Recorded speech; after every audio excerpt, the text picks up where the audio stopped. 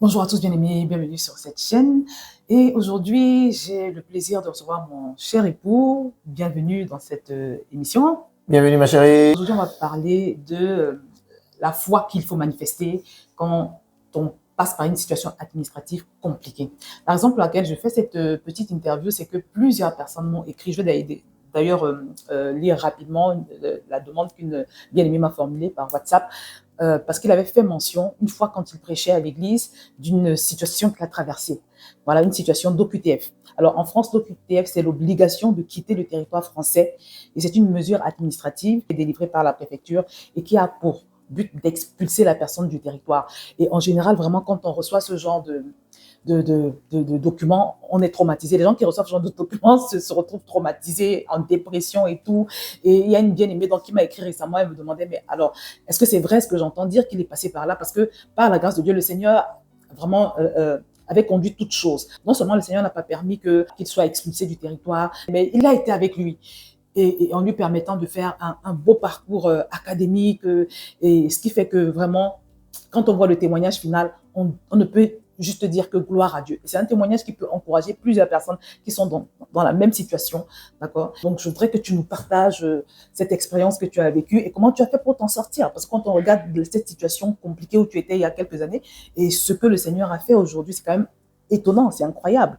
Qu'est-ce qui s'est passé? Oui, étonnant aux yeux des hommes, mais pas étonnant aux yeux de Dieu. Ça, c'est évident. Pas étonnant aux yeux de Dieu. Moi, j'ai juste envie de dire aux gens, s'il vous plaît, croyons en Dieu. Maintenant, notre foi dans le Seigneur. Servons le Seigneur. Donnons-nous tout entier à lui. Dieu n'abandonne, il n'est redevable de personne. Ce qu'un homme aura sémé, il le moissonnera. Amen. Il y a des gens qui se sont donnés totalement, consacrés totalement à Dieu. On ne peut pas aimer le Seigneur. J'arrive à cette conclusion. On ne peut pas aimer le Seigneur de tout son cœur, de toute son âme et de toutes ses forces et il nous abandonne. Ça, c'est impossible. En fait, c'est ça le témoignage. Certains vont vous demander quelles sont les techniques juridiques que j'ai dû appliquer pour pouvoir sortir de l'OQTF. Non, je n'ai aucune technique juridique à vous communiquer là-dessus. J'ai juste une pensée parce que si je ne vous dis pas ça, mais je vais pas avoir de problème avec Dieu. Moi, je vais vous dire exactement ce qui s'est passé. Il s'est passé que depuis de très très nombreuses années, moi j'ai prêté allégeance au Seigneur. J'ai dit au Seigneur, moi je vais t'aimer et je vais te servir. Je ne cherche pas un plan B. Je n'ai pas un plan B. Je n'ai que toi, Jésus. Et si ce n'est pas toi, Seigneur, je n'ai personne d'autre. Alors, il arrive que je suis en train de poursuivre mes études. J'ai un statut d'étudiant à cette époque-là. C'était en quelle année? Alors, ça remonte à les années 2000. Hein. J'ai un statut d'étudiant. J'ai plus tous les détails. Hein. J'ai un statut d'étudiant. Je viens de terminer une première partie de mes études, donc de ce qu'on appelait à l'époque le DESS. J'ai terminé un DSS en transport internationaux à la Sorbonne, qui est donc l'équivalent de Master 2 aujourd'hui. Je crois qu'on est dans les années 2002 ou 2003 par là. Oui, 2002. Je termine donc ce master-là et je cherche du travail dans mon domaine. C'est pas évident. J'arrive pas à trouver. Et donc, j'avais un ami qui m'avait employé, un ami, un grand frère, pour qui je suis aussi très, très reconnaissant, et qui, donc, m'avait pris dans son entreprise, et j'étais son commercial. J'étais son commercial dans son entreprise, mais l'entreprise n'était pas dans le domaine de mes études. Ce n'était pas dans le domaine de mes études. Et donc, il me monte le dossier pour que je puisse obtenir un changement de statut afin de continuer de travailler avec lui, ce qui est tout à fait, totalement normal. Sauf que la préfecture me dit, la réponse de la préfecture, c'est que non, c'est pas en adéquation avec vos études. Et donc, cela veut dire simplement que je suis arrivé à la fin de mon parcours d'étudiant et que, comme mes études sont terminées, il faut que je retourne dans mon pays. C'est comme ça que j'ai reçu donc ce document de l'ordre de quitter le territoire français. Sauf que, comme je dis, en même temps, moi je servais le Seigneur, j'ai eu une intuition, une pensée, encore une fois, que je dis, pour moi c'est une instruction que j'avais eu de la part du Seigneur, une sagesse que Dieu m'a communiquée, de m'inscrire en thèse de doctorat. Et donc, je m'inscris en thèse de doctorat, je suis accepté, parce que c'est pas tous les inscrits en thèse de doctorat, il faudrait-il encore être accepté. Donc, je suis accepté en thèse de doctorat à la Sorbonne, et donc, par le mécanisme de cette acceptation en doctorat, pas de régularisation, mais de renouvellement de mon titre de séjour, qui est donc venu annuler, en fait, de quitter le territoire. Donc, en fait, j'ai pas été plus sage ou plus intelligent que qui que ce soit. Pour moi, je considère que c'est parce que c'est la grâce de Dieu qui n'a pas voulu, en fait, qui savait que il avait besoin de moi et que j'étais quand même quelqu'un de dévoué. Dieu n'est pas injuste, comme je disais tout à l'heure. Il n'est pas injuste pour oublier. Dieu n'est pas injuste. En fait, mon message, c'est de dire à quelqu'un, s'il te plaît, tu m'écoutes là en ce moment, aime le Seigneur, quels que soient les défis par lesquels tu passes. Bien aimé, je vais te dire, pendant cette période-là, qui était une période très, très difficile, les gens m'ont proposé des raccourcis. Les gens m'ont proposé des raccourcis. C'est-à-dire, on m'a même proposé soit de faire des raccourcis qui sont va peut-être faire un autre mariage mixte, blanc ou des choses comme ça. Plein de solutions, je m'en souviens même plus. Mais j'ai décidé que j'avais prêté allégeance à Jésus le Christ et que je refuse de me compromettre. Je ne vais pas me compromettre pour une question de papier. S'il faut qu'on me renvoie de ce pays, qu'on me renvoie du pays. Ma destinée n'est pas attachée à un pays. Ma destinée est attachée à Christ. C'est lui qui a ma vie, il tient ma vie entre ses mains. Amen. Donc voilà, tel était mon engagement. Je n'avais pas un attachement. J'avais pas un attachement à me dire, la preuve c'est que mon épouse même, ça n'a jamais fait l'objet d'un sujet à la maison. Est-ce que toi-même tu n'as même pas entendu parler de ça? Non, c'est pour ça que je te demande comment tu l'as vécu. Quand tu as reçu le document. Mais j'ai reçu le document, comme j'ai dit, j'ai reçu le document. Je me suis dit, Seigneur, tu n'es pas injuste. Amen. J'ai dit, Dieu, tu n'es pas injuste. C'est tout ce que je me suis dit. Et au moment où tu reçois le document, tu avais déjà quand même introduit la demande pour t'inscrire en doctorat? Non, je n'avais pas encore introduit la demande. J'avais introduit la demande auprès de l'université. D'accord. L'université ne m'avait pas encore accepté. Ah, donc tu ne savais pas, il y avait cette incertitude. Bien sûr. Tu ne savais pas si tu allais être accepté ou pas. Bien sûr, il y avait cette incertitude. Okay. Et donc, quelques temps après, l'université m'a donc accepté et j'ai introduit mon dossier de renouvellement. Pas un dossier de régularisation, un dossier de renouvellement. D'accord. Parce que le titre de séjour n'était pas encore expiré. Donc, dans ce délai-là, Dieu a accéléré en fait les choses, en fait. Parce que j'avais refusé, j'ai dit non, Seigneur, vraiment, je n'ai que toi, je n'ai pas un autre plan que toi. Je ne suis pas venu ici pour moi-même, je suis venu ici parce que je veux te servir. Et la preuve, c'est que je te sers, Seigneur. La preuve, c'est que je sers le Seigneur. Je servais le Seigneur déjà. J'ai dit aux gens, et c'est ce que j'ai dit, depuis étudiants, on était zélés pour le Seigneur, passionnés. Pas juste de dire qu'on est alléluia, alléluia. Non, frère, on va à l'église, on porte les chaises, on est les premiers arrivés à l'église, on fait tout ce qui me voit aujourd'hui là, premier arrivé à l'église, dernier parti. Frère, c'est depuis étudiant, ça fait bientôt 25 ans que ça dure. Donc, ça va pas diminuer. Ça va pas diminuer. Quel que soit le niveau, quel que soit l'endroit, quel que soit le statut, quel que soit le rang que Dieu me donne, frère, en fait, ça veut dire que sers-moi encore plus. C'est tout. Et tu avais eu ton doctorat. Est-ce que tu peux nous expliquer brièvement ton parcours par la suite? Ouais, comment tu fais pour être établi en France? Parce oui.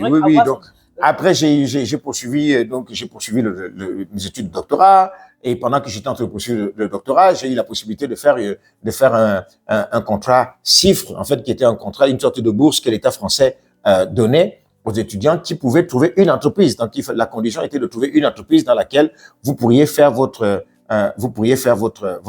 doctorat. Et donc, par la grâce de Dieu également, donc j'ai trouvé une entreprise qui a accepté de m'accueillir dans le cadre de ma thèse de doctorat. Donc, c'est avec cette entreprise-là que j'ai commencé. J'ai terminé mon doctorat pendant que j'étais dans cette entreprise-là. Je suis resté 11 ans dans cette entreprise.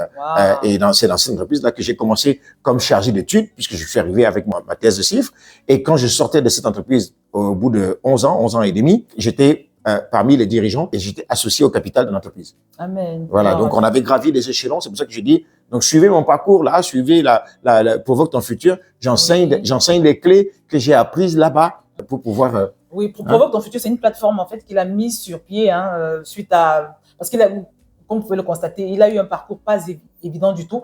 Depuis l'Afrique, c'était assez compliqué, même de pouvoir payer ses études. C'était vraiment compliqué. Donc, il a vraiment un battement de cœur pour les étudiants, pour les personnes qui sont en difficulté pendant qu'elles sont dans leurs études. Et il a mis sur pied une plateforme qui s'appelle Provoque son futur. J'en parle énormément. J'en ai parlé sur une de mes vidéos, sur mon autre chaîne, la chaîne des ambassadeurs de Christ. Je vais vous mettre le lien en bas de cette vidéo. Vous allez pouvoir avoir toutes les informations, vraiment dans le détail. Mais c'est très riche également. Alors, donc, quand je quitte cette entreprise-là, je la quitte pourquoi? Je la quitte justement parce que j'ai appliqué une loi, la loi qui s'appelle la loi des semences sacrificielles, que je ne connaissais pas. Alors, il y a la loi de la diligence, on travaille très bien, il n'y a pas de souci, mais il y a d'autres lois. Et en fait, la réussite dans la vie est une combinaison de clés qu'on pratique, une combinaison de principes qu'on met en application. Et vous les mettez en application, vos vies changent. C'est ce que j'apprends. Donc, j'ai appliqué en découvrant à chaque fois que je découvre. Donc, il faut avoir la capacité à apprendre rapidement. Donc, j'ai découvert la loi des semences sacrificielles dans des bonnes terres. Voilà, dans des bonnes terres. L'apôtre Yvon, notre père spirituel, a l'habitude de dire que la grâce dans laquelle tu sèmes, c'est celle-là qui va pousser dans ta vie. Voilà, donc j'ai semé dans les bonnes terres, dans les bonnes grâces. J'ai semé dans la vie des personnes qui, en fait, avaient une grâce que je voulais voir pousser dans ma vie. Et donc, en semant dans leur vie des semences sacrificielles, ça a propulsé ma carrière à une autre dimension. Et en propulsant ma carrière, je me suis retrouvé en train d'être recherché par le numéro 1 mondial dans notre domaine professionnel. Oui, parce que c'était le clé-là. Donc, ce numéro 1 mondial est donc venu me chercher en m'offrant vraiment des conditions beaucoup plus excellentes et autres, et donc jusqu'à faire de moi un vice-président dans un groupe américain. Donc, tu avais quitté ta première entreprise? Oui, c'est ce que j'ai dit. J'ai quitté pour la rejoindre. Donc, et c'est ça le parcours. Donc, j'ai quitté pour rejoindre ce groupe-là. Et puis, quelques temps après, bien voilà, le Seigneur m'a donc amené, cette fois-ci, au lieu simplement de carrière professionnelle, mais il m'a amené maintenant dans l'entrepreneuriat. Donc, et aujourd'hui, je suis chef d'entreprise et j'ai des clients qui sont des très, très grands groupes qui me font confiance et pour lesquels je suis le CEO, donc qui me confie la direction générale de leur groupe par ma propre société. D'accord. Donc, voilà un peu le parcours, rapidement. Donc, si j'ai compris, il suffit de faire une grosse semence. Non. Et puis, on sera propulsé sur le plan. Non, j'ai dit, c'est parce que j'ai dit, il y a la loi de la diligence. Il faut d'abord être diligent. Il faut être loyal. Il y a beaucoup de lois, c'est une combinaison, s'il vous plaît. Je ne peux pas le dire dans le cadre d'une petite vidéo comme cela. Hein? Donc, suivez-moi dans mon parcours. La diligence. Non, il ne faut pas dormir et puis tu dis, tu vas prier et puis les choses vont se faire. Non. La prière, c'est une clé. La prière, c'est une clé. Il y a eu la prière. On ne peut pas juste vivre, réussir sa vie sur une seule clé. Et donc, malheureusement, beaucoup de chrétiens, ils ne vivent que sur une seule clé, la clé de la prière. C'est une clé parmi tant d'autres, même si elle est aussi puissante que ça. Je le sais, mon frère. Je sais ce que c'est que la prière. Donc, enfin, à mon petit niveau, tout humblement. Mais c'est pas la seule clé. Il y a la loi de la diligence aussi. Tu appliques la clé de la diligence. C'est-à-dire, il faut travailler ardemment. Tu arrives au bureau à quelle heure? Tu repars à quelle heure? Quand on te donne de travailler là, dès que l'heure arrive, tu t'en vas. Non, il faut travailler hard work. Il faut aimer le travail. Deuxièmement, la fidélité. La fidélité dans ce qui t'est confié. La loyauté vis-à-vis des personnes qui t'ont fait confiance. Est-ce que tu es loyal vis-à-vis de ces personnes? Il y a autant de lois. La loi de la foi. Non, mais il y a tellement. Et donc, la semence sacrificielle. Tu vois, moi, j'avais appliqué toutes ces autres lois, mais je ne connaissais pas la semence sacrificielle. Donc, à l'époque, je ne la connaissais pas. Quand je dis à l'époque, ça remonte à plus de 11 ans, plus de 12 ans maintenant. Plus de 12 ans. Et donc, dès que j'ai appris ça, mon frère, nous, aujourd'hui, là, on est le produit de toutes ces lois-là combinées. Et à chaque fois que je vais découvrir une nouvelle loi, je vais la mettre en pratique. Amen, amen, amen. Alors, quels sont tes conseils? Bon, quelqu'un qui n'a pas de titre de séjour, parce qu'il y a beaucoup de gens, ces derniers temps, j'en ai rencontré vraiment beaucoup. C'est pour ça d'ailleurs que j'ai fait cette émission. Comment est-ce qu'il faut prier pour vivre un déblocage administratif? Moi, je te donne un témoignage. Le témoignage d'un frère que j'ai rencontré ici en France dernièrement. Son titre de séjour était totalement bloqué. Il n'avait pas du tout moyen d'avoir le titre de séjour. Donc, il s'est retrouvé dans une situation totalement bloquée. Et quand je l'ai reçu en entretien, je lui ai dit, tiens, qu'est-ce que tu penses de la situation? Il me dit, oh, la France, c'est pourri, c'est ci et ça. J'ai dit, voilà, là, il y a un problème. La confession de ta bouche. Tu maudis le pays dans lequel tu veux avoir les papiers. Donc la confession, ce que tu crois et ce que tu confesses. Change ton langage à propos de cela. Ne maudis pas le pays dans lequel tu es établi. Prie pour le pays dans lequel tu es établi. Quand il a changé son langage, ça n'a même pas fait 3 semaines. Tu te souviens le témoignage? 3 semaines. La préfecture l'a appelé. Amen. 3 semaines. Il a juste changé son langage sur le pays. La confession, la manière de prier, de penser. La préfecture l'a appelé. Et non seulement la préfecture l'a appelé, on lui a donné son titre de séjour. Et aujourd'hui, les portes du Canada se sont ouvertes pour lui. Amen. Lui qui voulait, oui, il est aujourd'hui au Canada. Il est marié avec une de mes filles dans la foi. Il est marié aujourd'hui, donc ils vivent au Canada. Wow. Donc, la confession que tu as, prie pour le pays dans lequel tu es. Amen. C'est biblique d'ailleurs. Je vais vous mettre le verset. Et puis, pourquoi tu veux que Dieu te donne les papiers? Dis-moi un peu. Pour tes intérêts personnels? Pour que tu vives quelle vie? Quelle est la gloire de Dieu derrière ça? C'est à toi de faire une alliance avec Dieu. Dis, Seigneur, je te servirai. Et tu serviras comment? Je te déchargerai. Je déchargerai les autorités. Fais une alliance avec Dieu de la sorte, qu'ils puissent voir un intérêt. Amen. Décide que tu vas aller gagner. Décide que tu vas aller gagner des âmes. Décide que tu vas aller gagner des âmes. Décide, en fait, pas seulement pour toi, ta femme, tes enfants. Ça, c'est bien beau. Mais Dieu, il voit, regarde, Dieu a des âmes à sauver partout. Mais en quoi est-ce que ta vie est utile? Il va te donner des papiers dans le même pays là, pour que tu vives ta vie à toi. Décide de vivre sa vie. Tu vois, il y a des petites clés comme ça que, tu me dis, comment je vais prier? Bon, oui, prie pour le pays. OK, prie pour ton cœur. Attention, il peut avoir aussi parfois des réclamations. Vraiment, le timing, j'ai pas beaucoup de temps là-dessus. Si je développe ça, ça va être autre chose. Il y a des réclamations. Des réclamations des hôtels qui parlent dans vos familles. Là aussi, il faut savoir traiter contre cela. Parce que dans le monde spirituel, il n'y a pas de barrière. Il n'y a pas de barrière géographique. Quel que soit le pays, il y a des esprits qui t'attaquent, qui sont des esprits qui viennent du pays de ton vieil homme. C'est ce qu'on appelle les esprits familiaux, qui viennent en fait de la famille biologique d'où tu es sorti. Il y a des esprits qui attaquent depuis le pays d'où tu es sorti. C'est des esprits territoriaux. Ils se combinent avec des esprits de là où tu vis. La combinaison des esprits territoriaux. Est-ce que tu as conscience de cela? Regarde dans ta famille, qu'est-ce qui se reproduit? Les mêmes schémas qui se reproduisent. Est-ce que les gens n'ont pas des limitations, des barrières, des choses? Il y a des esprits comme ça. Donc, il faut savoir prier contre cela. Tu dois en être conscient. Tout est spirituel. Le monde là est spirituel. Il y a des enjeux spirituels énormes. Et donc, la clé de toutes les clés, je te le dis, le psaume 91, verset 14. That is my key word. Mon passage clé. Puisqu'il m'aime, je le délivrerai. Puisqu'il m'aime, je le protégerai. Dieu dit, puisqu'il m'aime. Donc, si tu fais du Seigneur tes délices, Amen. Il t'accordera ce que ton cœur désire. Amen. Désire-le avant les papiers. Désire Dieu avant les papiers. Cherche Dieu avant les papiers. Mets-le en avant, mets-le au centre. Fais de Dieu ta priorité numéro 1 de toutes les priorités. Détache-toi même de l'histoire des papiers, attache-toi à Dieu. Tu vas voir. Parce qu'en trouvant son cœur, frère, tout cela va s'ouvrir. Il va incliner la faveur des dirigeants. Il va incliner la faveur des autorités à la préfecture. Ouais, c'est ça en fait. Donc, Amen. Aime le Seigneur, sers le Seigneur. Amen. Voilà. Oui, je confirme tout à fait parce que la parole de Dieu nous dit cherche premièrement le royaume et toutes les autres choses te seront données par-dessus tout. Voilà. Et aussi, la Bible nous dit tout lieu que notre pied foule, il nous le donne en possession. C'est très important quand on prie de prendre Dieu à témoin sur sa parole. Seigneur, tu as dit que tout lieu que mon pied foulera, tu me le donneras en possession. Si tu as la conviction que c'est Dieu qui t'a fait venir dans ce pays, dans le pays où tu es, prends Dieu à témoin et tu fais cette prière. Et comme le pasteur a dit également, la motivation. La Bible dit, vous ne recevez pas parce que vous demandez mal pour accomplir vos désirs. Donc, c'est très important également que Dieu voit en toi un homme, vraiment une femme. C'est-à-dire, tu es en France, par exemple. Donc, tu dois voir dans ta pensée, dans ta vision, je veux gagner ce pays pour Christ. Si Dieu voit ça dans ton cœur, vraiment, ça m'étonnerait qu'il ne te débloque pas sur le plan administratif. Moi, c'est ce que je pourrais ajouter. Donc, voilà, j'ai vraiment tenu à ce qu'il partage ce témoignage parce que... Amen, amen. Oui, tu as quelque chose à ajouter? Non, parfait. J'ai tenu à ce qu'il partage Aimer le Seigneur. J'ai tenu à ce qu'il partage ce témoignage parce que, comme je vous l'ai dit, il y a beaucoup de personnes qui m'ont demandé est-ce que c'est vrai qu'il a eu un OQTF en France, comment il a fait pour s'en sortir. Donc, je lui ai proposé, il n'a pas beaucoup de temps, vous voyez qu'il est pressé, mais je me suis dit, il fallait qu'il le partage. Donc, merci d'avoir accepté de partager. J'ai des entretiens en ligne, qui m'attendent. Il y a des gens qui l'attendent déjà là, il a débordé dans le temps qu'il avait prévu de nous consacrer aujourd'hui. Donc, merci d'avoir accepté mon invitation. C'est un plaisir. Donc, j'attends vos témoignages. J'attends vos témoignages. Tu ne peux pas aimer le Seigneur et il te laisse en galère. Impossible. Never and never. Mais quand tu vas aimer ton travail, aimer ces choses-là, frère, je t'assure, ça ne marche pas. J'ai essayé, ça ne marche pas. Ce que j'ai essayé là, ça marche. Aime le Seigneur. Psaume 91, verset 14. Puisqu'il m'aime, je le délivrerai. Amen. Il te délivrera, il te sauvera, il te guérira, quelle que soit la situation, le pays dans lequel tu es. Frère, Dieu est là. Il le sait. Aime-le. Invite-le dans tes affaires.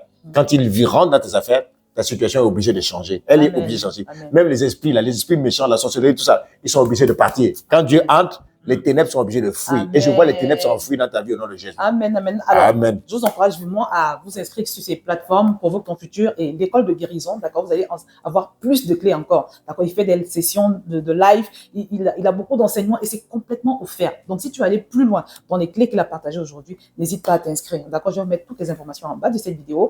Nous vous remercions d'avoir regardé jusqu'au bout et nous espérons que votre vie va changer. Et nous avons foi que votre vie va changer à l'issue de cette émission. Donc, merci de votre attention et que le Seigneur vous bénisse.